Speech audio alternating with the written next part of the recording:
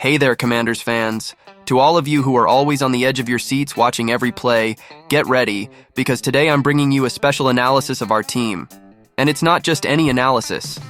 The 30-23 loss to the Ravens shook us up, but there's a lot behind this game that you need to know. I'm going to tell you how we're evolving, what we're getting right, where we're going wrong, and what to expect in the coming weeks. So, go ahead and hit that like button, subscribe to the channel, and turn on notifications, because this video is going to keep you in the loop about everything that's going on. Look, our record is now 4-2, the same as the Ravens after this game.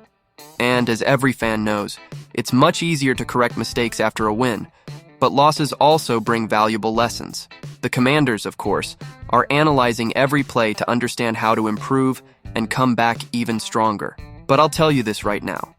Even with the loss, we had some important moments that show the team is on the right track. I'll explain this to you later.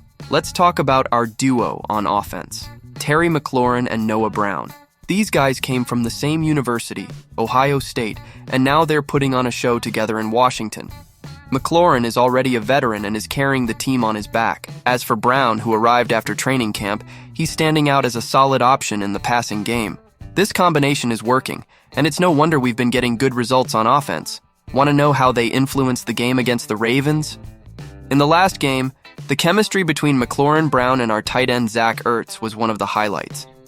The three of them combined for 14 receptions, 179 yards, and scored 2 touchdowns. McLaurin shone with 2 TDs, Ertz led in yards, and Brown made the longest reception of the game. Brown even managed to draw a pass interference call on Ravens cornerback Nate Wiggins, which gave us 23 yards and put us in position for the field goal that left us just 1 touchdown behind. That was a crucial play, and it just shows how Brown is becoming an important piece in our offense. Now, a question that every fan must have asked themselves. Why did we pass the ball so much in this game?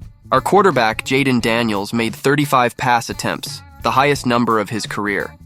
And this was part of a bold plan by our offensive coordinator, Cliff Kingsbury. He called 42 passes in 56 plays. This made the Ravens' offense too comfortable, as our running game practically disappeared. But was this really the best strategy? And look, speaking of impact, even with this loss, we had players showing grit. Dorrance Armstrong Jr., for example, he got injured in the second quarter, and right after that, the Ravens' Derrick Henry started making explosive runs. Without Armstrong on the field, the defense struggled, and Henry took advantage. There were 3 runs of more than 10 yards after our defensive end left the game. This injury could have been a turning point in the game. We still don't know the severity of Armstrong's injury, but we'll keep an eye on updates from Coach Dan Quinn. It's frustrating to see that, despite entering Ravens territory 8 times, we only scored on 5 of those occasions. Even worse, 3 of those times were just field goals. Baltimore, on the other hand, made better use of their opportunities. This makes all the difference in a tight game like this one. We're missing that extra something to better capitalize on our chances. And that's where the question comes in. Are we ready to face teams that already have this winning mentality?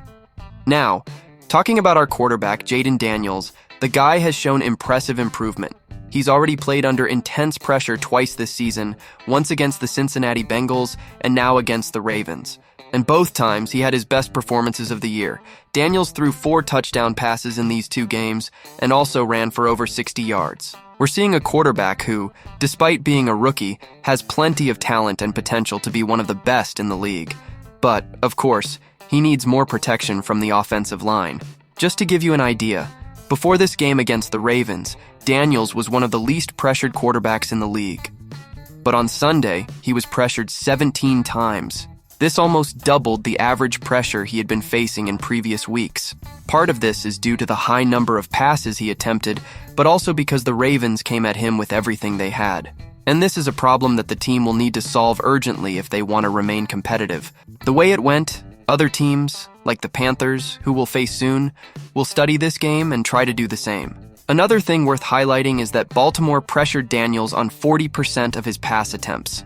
This rate was only surpassed by the Cleveland Browns, who pressured on 42.4% of dropbacks the previous week. This means our offensive line needs to adjust, and fast.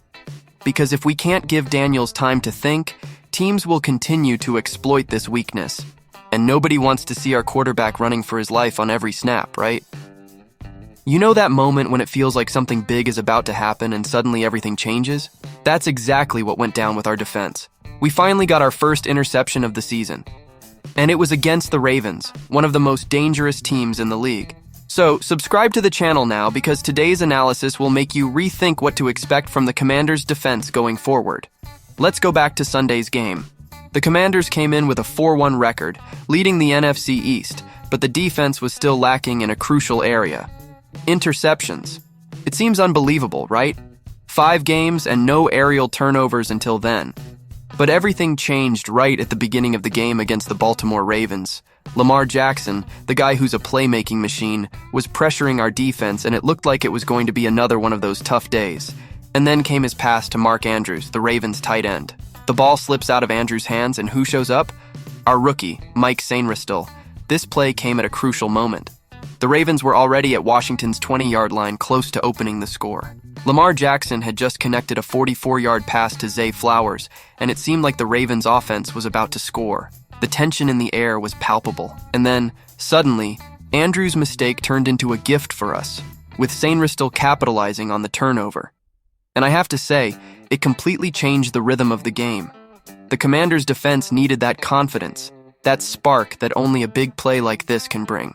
Now, the curious thing is that we entered Week 6 with 4 straight wins, but without a single interception on the books. That's not what you expect from a defense that wants to compete for the top of the NFC. And you can bet that the defensive coordinator, Joe Witt Jr., was feeling that pressure. He even commented last week, "I don't know if I've ever gone 5 games without an interception in my entire career."